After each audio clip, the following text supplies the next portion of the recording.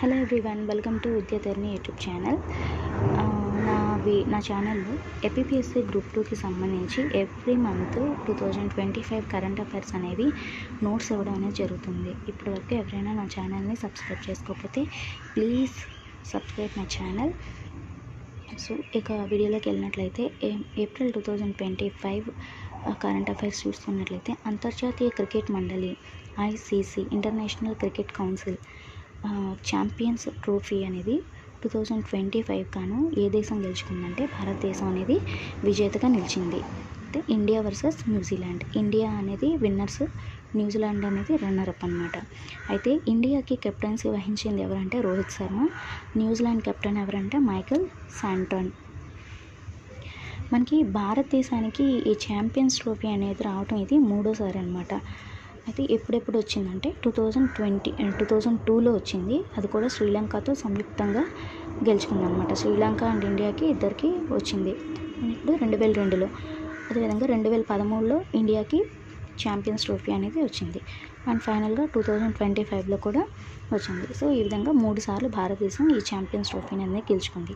Next, జాతీయ విద్యా విధానంలో త్రిభాషా సూత్రం అమలుపై తమిళనాడులో వివాదం అనేది చోటు చేసుకుంది. త్రిభాషా సూత్రంపై ఏ రాష్ట్రంలో అంటే తమిళనాడులో వివాదం అనేది వచ్చింది. డిఎంకే గవర్నమెంట్ ఉన్నప్పుడు తమిళనాడు రాష్ట్ర బడ్జెట్లో రాష్ట్ర బడ్జెట్ని ప్రవేశపెడతారు కదా. సో ఆ విధంగా రాష్ట్ర బడ్జెట్ లోగోలో ఈ రూపాయి చిహ్నాన్ని తమిళనాడు గవర్నమెంట్ అనేది తొలగించిందంట. ఎందుకంటే ఇది మనకి చూడడానికి హిందీ అక్షరం కదా. సో అయితే ఈ జాతీయ కరెన్సీ చిహ్నాన్ని ఒక రాష్ట్రం తొలగించడం చరిత్రలో ఇదే మొదటిసారి అనమాట. ఏ రాష్ట్రం అంటే అది తమిళనాడు రాష్ట్రం. రూపాయిని సూచించే గుర్తు ఈ ఆర్ ఉంది కదా, రా అనేది ఇది 2010 నుంచి భారతదేశంలో అమల్లో ఉందన్నమాట. ఈ రూపాయి గుర్తు అనేది ఏ సంవత్సరంలో అంటే 2010లో నుంచి అమల్లో ఉంది. ఓకేనా. అయితే ఈ రూపాయి గుర్తును రూపొందించిన వ్యక్తి ఎవరు అంటే ఉదయ్ కుమార్. ఈ ఉదయ్ కుమార్ అనే అతను తమిళనాడుకి చెందిన వ్యక్తి. ఇక్కడ మనం చూసినట్లయితే త్రిభాషా సూత్రం యొక్క నేపథ్యం చూద్దాం.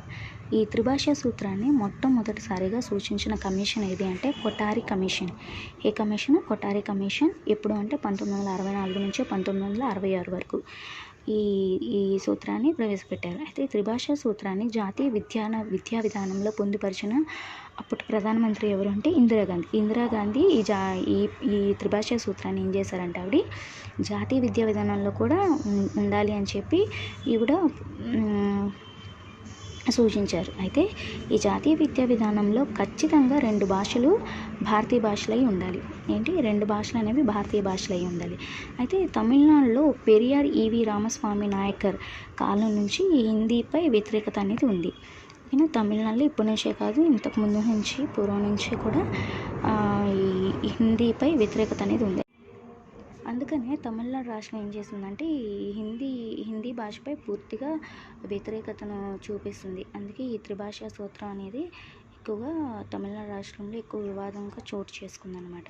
ఇక నెక్స్ట్ చూసుకున్నట్లయితే భారతదేశపు మొట్టమొదటి సమగ్ర నదీ డాల్ఫిన్ సర్వేలో 6327 నదీ డాల్ఫిన్లు ఉన్నాయని తెలిసింది. అయితే ఈ డాల్ఫిన్లు గంగా, బ్రహ్మపుత్ర, సింధు నదులు, వాటి యొక్క ఉపనదులు, పరివాహక ప్రాంతాల్లో ఉన్నాయి. కానీ ఏ నదులు? గంగా, బ్రహ్మపుత్ర, సింధు మరియు వాటి యొక్క ఉపనదుల్లో. ఉత్తరప్రదేశ్లో అన్నిటికన్నా ఎక్కువ సంఖ్యలో డాల్ఫిన్లు అనేవి ఉన్నాయి. నెక్స్ట్, ఏపీలోని మహిళలు, చిన్నారుల భద్రత మరియు రక్షణ కోసం పోలీస్ శాఖ అనేది కొత్తగా ఒక యాప్ని అందుబాటులోకి తెచ్చింది. ఆ యాప్ ఏంటి అంటే శక్తి యాప్. ఈ శక్తి యాప్ని చంద్రబాబు నాయుడు ఓపెన్ చేశారు. అండ్ విశాఖపట్నం రిషికొండ బీచ్కి బ్లూ ఫ్లాగ్ గుర్తింపు అనేది రద్దు చేశారు. ఈ రుషికొండ వద్ద 600 మీటర్ల తీర ప్రాంతాన్ని బ్లూ ఫ్లాగ్ బీచ్గా 2020లో ధృవీకరించారు. అయితే ఈ బ్లూ ఫ్లాగ్ సర్టిఫికేట్ అనేది ఎవరిస్తారు చూద్దాం. 1981లో డెన్మార్క్ ప్రారంభించిన ఫౌండేషన్ ఫర్ ఎన్విరాన్మెంట్ ఏజెన్సీ వాళ్ళు 1987 నుంచి బ్లూ ఫ్లాగ్ సర్టిఫికేట్ని ఇస్తుంది. అయితే ప్రపంచంలో తొలిసారి ఈ సర్టిఫికేట్ పొందిన దేశం ఏది అంటే స్పెయిన్. నెక్స్ట్, అయితే మనకి విశాఖపట్నంలో రిషికొండ బ్లూ ఫ్లాగ్ సర్టిఫికేట్ని రద్దు చేసింది ఎందుకు అంటే ఎక్కువ పర్యావరణం అంతా చెత్తతో ఎక్కువగా నింపబడిపోతుంది, ఎప్పటికప్పుడు క్లీన్ చేయట్లేదు. అందుకని డెన్మార్క్ ప్రభుత్వం ఏం చేసిందంటే తాత్కాలికంగా బ్లూ ఫ్లాగ్ని సర్టిఫికేట్ని రద్దు చేసిందనమాట.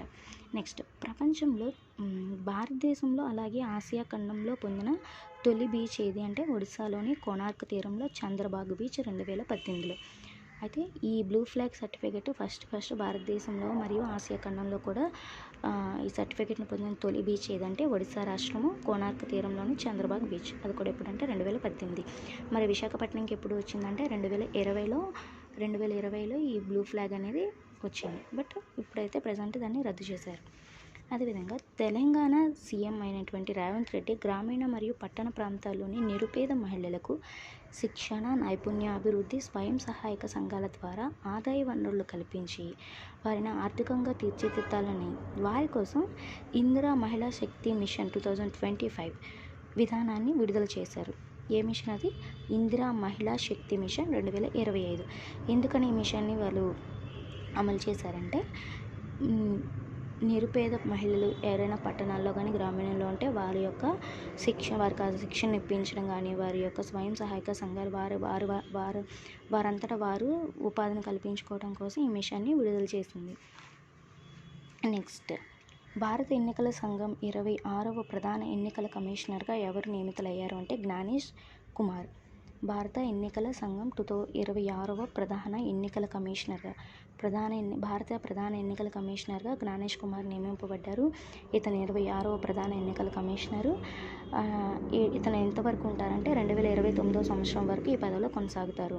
అయితే ఎలక్షన్ కమిషనర్గా ఇతను చీఫ్ ఎలక్షన్ కమిషనర్ అయితే ఇతను ఎలక్షన్ కమిషనర్ ఇతనికి సపోర్టెడ్గా ఉంటారనమాట ఇద్దరు. సో అందులో ఒకరు ఈసీ ఎవరు అంటే వివేక్ జోషి కూడా నియమింపబడ్డారు. ఇక మూడో వ్యక్తి ఎవరంటే ఈసీగా సుఖ్బీర్ సింగ్ సింధు. నెక్స్ట్, ప్రపంచ వన్యప్రాణి దినోత్సవం మార్చి 3న సెలబ్రేట్ చేస్తారు. వైల్డ్ లైఫ్ కన్జర్వేషన్ డే అంటారు కదా. సో ఈ 2025 దీని యొక్క థీమ్ ఏంటంటే wild life conservation finance, investing in people and planet. అంతర్జాతీయ మహిళా దినోత్సవం మార్చి 5న సెలబ్రేట్ చేస్తారు. ఈ సంవత్సరం యొక్క థీమ్ ఏంటంటే for all women and girls rights, equality and empowerment. Next, March 20న ఏ డేని మనం సెలబ్రేట్ చేస్తామంటే పిచ్చుకల దినోత్సవం మరియు అంతర్జాతీయ సంతోష దినోత్సవం. దీని యొక్క థీమ్ ఏంటంటే పిచ్చుకల దినోత్సవం యొక్క థీమ్ ఏంటంటే a tribute to nature's tiny messengers. అంతర్జాతీయ సంతోష దినోత్సవం యొక్క థీమ్ ఏంటంటే కేరింగ్ అండ్ షేరింగ్. నెక్స్ట్, మార్చి 21 ప్రపంచ అటవీ దినోత్సవము, వరల్డ్ ఫారెస్ట్ డే అంటారు కదా. సో థీమ్ ఏంటంటే forests and foods. 2025 theme forests and foods. మార్చి 22 ప్రపంచ జల దినోత్సవం, water world day, world water day అంటారు కదా. ఇక్కడ మనం చూసుకున్నట్లయితే మార్చి 20, 21, 22, 23, 24 వరుసగా ఈ 4 కూడా ఈ 5 కూడా వెరీ ఇంపార్టెంట్ అనమాట. ముఖ్యంగా ఈ 3 తారీఖులు 21, 22, 23 ఎక్కువ అడుగుతూ ఉంటారు. మార్చి 21 ప్రపంచ అటవీ దినోత్సవం, మార్చి 22 ప్రపంచ జల దినోత్సవం, మార్చి 23 ప్రపంచ వాతావరణ దినోత్సవం. అయితే మార్చి 22 ప్రపంచ జల దినోత్సవం, గ్లేషియర్స్ థీమ్ ఏంటంటే గ్లేషియర్స్ ప్రిజర్వేషన్. మార్చి 23 ప్రపంచ వాతావరణ దినోత్సవము, వరల్డ్ వెదర్ డే అంటారు కదా. దీని యొక్క థీమ్ ఏంటంటే closing the early warning gap together. March 24 ప్రపంచ క్షయ వ్యాధి దినోత్సవము. దీని యొక్క థీమ్ ఏంటంటే yes we can end TB, commit, invest and deliver. దీని యొక్క థీమ్. నెక్స్ట్ మనం చూసుకున్నట్లయితే వరల్డ్ హెల్త్ డే ఏప్రిల్ 7న జరుపుతారు. దీని యొక్క థీమ్ 2025 థీమ్ వచ్చేసి healthy beginnings, hopeful futures. So చూసారు కదండి ఇప్పటివరకు నా వీడియోని. ఎవరైనా నా వీడియోని సబ్స్క్రైబ్ చేసుకోకపోతే please like and subscribe my channel. Thank you for watching.